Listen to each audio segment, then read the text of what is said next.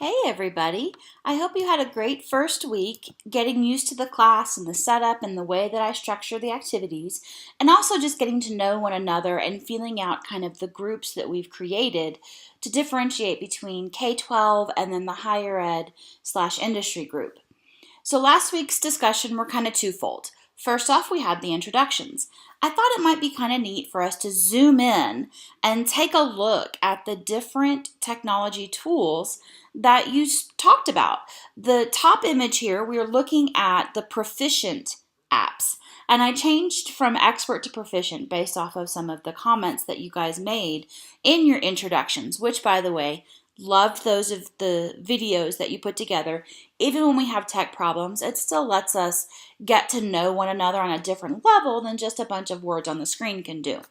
So if you look at the apps in which many of you felt like you were proficient, you can see those that were mentioned repeatedly in this little word cloud, as well as those that were not mentioned as often. But you can see some common threads. And if you go back and look at that list, we had quite a few of you who mentioned that you have some experience with Google Apps or Moodle or social media.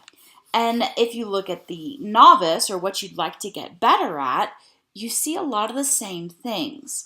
One of the reasons I wanted to do this word cloud was to help you realize that this class is a learning community, is a professional community, and you can learn from one another based off of the expertise that you each share. So what I've also done is update the groups. At least one of you indicated in your video that you were in a group different than what I initially placed. I apologize for that, so I swapped out that group placement.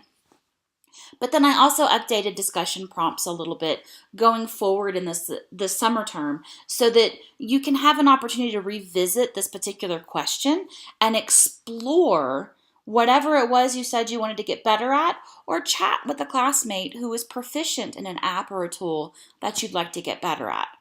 One of the things that I face as a challenge when I design this class as an instructor is balancing the theory and the pedagogy of technology instruction with the hands-on wanting to learn a specific tool.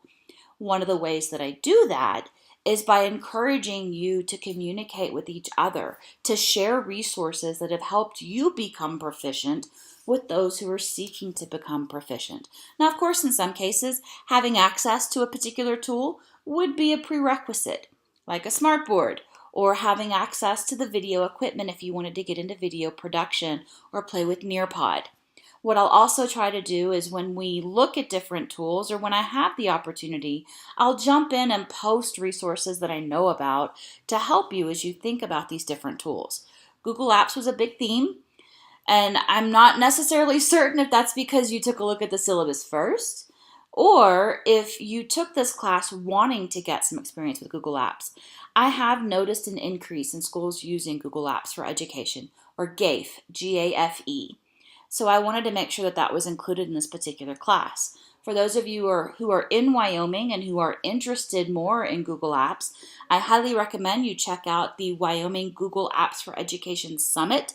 It is being held June 10th and 11th in Riverton at Central Wyoming Community College.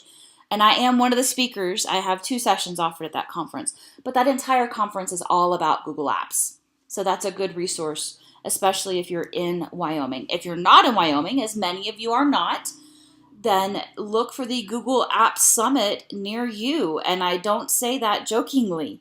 The ITEC team is the organization who puts those on, and they are offered around the United States.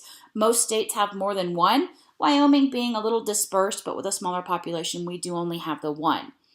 And oftentimes you can get that conference paid for as professional development by your school.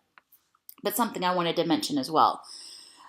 The other question we had was regarding the principles of instruction. So here I wanted you to kind of see how you stack up, because I also noticed some interesting trends. When it came to the higher education industry group, you were pretty well dispersed, with at least 1 or 2 of you identifying as being particularly strong or needing improvement in one or more of the different principles.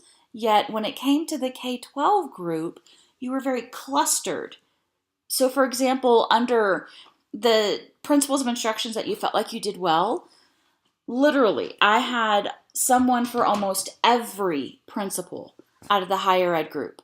But the K-12 group clustered around individual differences, assessing prior knowledge, and providing feedback. Clustered on those three as doing well. And then even if you look at what needed to be improved upon or what you felt like you could improve upon, higher ed and industry were dispersed throughout the list. And K-12 was a little bit, but for the most part, they were kind of clustered around social interaction and then stating objectives, along with developing metacognitive skills. And I thought that this was an interesting breakdown that I wanted to share with the group as you think about what it means to be in your context and what it means to use technology in your context. So just some food for thought. And with that, let's take a look at this week's topic. Use the on-screen links to navigate to the section of the overview you wish to access.